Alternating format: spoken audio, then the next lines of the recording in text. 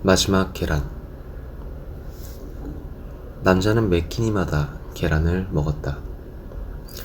계란을 먹는 방법은 여러 가지였는데 보통 삶거나 데쳐서 먹었지만 가끔 날로 먹을 때도 있었다. 남자가 매 끼니 계란을 먹는 이유는 여러 가지였겠지만 일단 계란이 남자의 입맛에 맞아서였을 것이다. 그리고 또한 계란이라는 것이 양에 있어서 또한 가격에 있어서 그리 부담스럽지 않은 것도 이유였을 것이다. 어쨌든 남자는 매 끼니 계란을 먹었는데 어쩌다가 계란이 떨어지거나 계란을 파는 곳이 근처에 없었더라도 어떻게 해서든 계란을 구해와서 끼니를 먹었다. 만약 어쩔 수 없이 계란을 구하지 못한 날에는 끼니를 먹지 않았다. 남자가 이렇게 계란에 집착하는 이유는 알 수 없었으나 남자에게 계란은 식사의 형식이자 방법이자 규칙이었다. 이것은 누군가 남자에게 강요했는지는 모르겠지만 남자의 기억 아주 깊은 곳에서부터 지정되어 온 남자의 규칙이었기에 남자는 이 규칙을 깰 수 없었고 깨고 싶지도 않았다. 남자는 오랜 세월 동안 이 규칙을 잘 지키며 살아왔다. 하지만 세상의 닭들이 알 수 없는 병에 걸리기 시작했고 어느새인가부터 알을 낳지 않기 시작했다.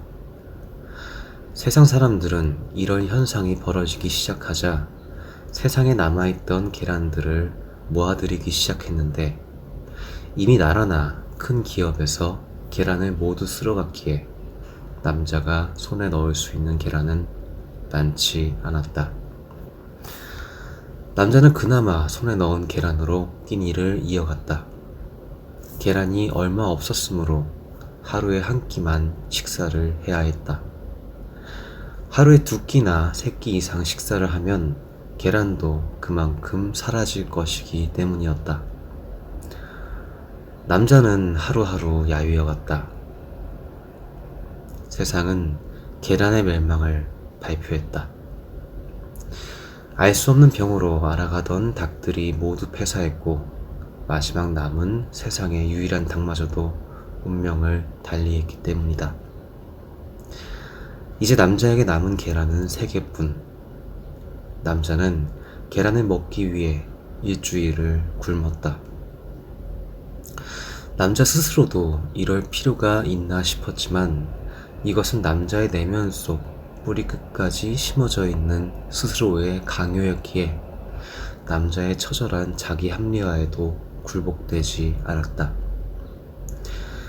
계란 없이 식탁에 앉아봤지만 수저가 들리지 않았다. 어처구니 없는 일이었다. 먹지 못하는 남자는 시름시름 앓기 시작했고 마음에도 병이 들기 시작했다.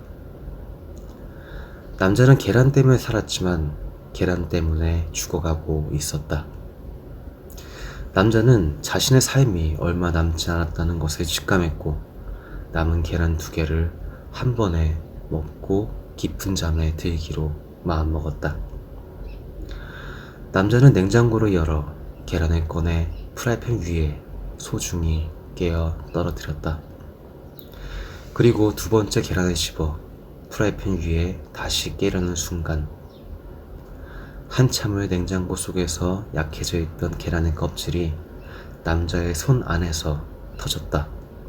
남자는 당황해서 자신의 손밑으로 흘러나오는 계란을 집으려 했지만 단식으로 약해져 있던 남자의 움직임은 더뎠고 이내 남자는 계란을 밟고 미끄러지며 계란을 데우려던 프라이팬도 싱크대에 떨어뜨리게 되었다.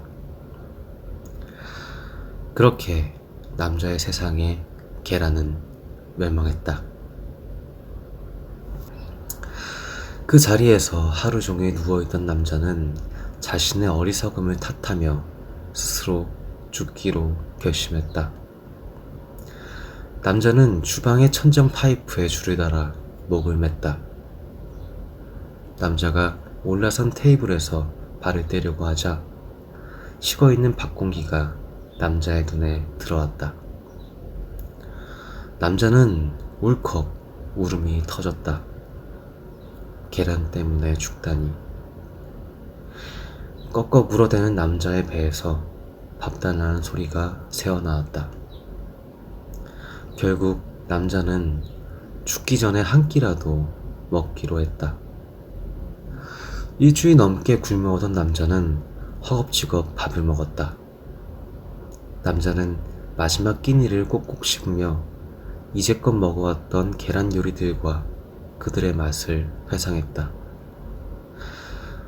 그러다가 점점 이런 생각이 들었다. 계란이 없는 세상이라니. 말도 안 되는 것이었다. 그러면서 점점 언젠가는 계란이 다시 나타나지 않을까 하는 생각이 들었다. 지금까지 마지막 계란이었습니다. 감사합니다. 평택 지페리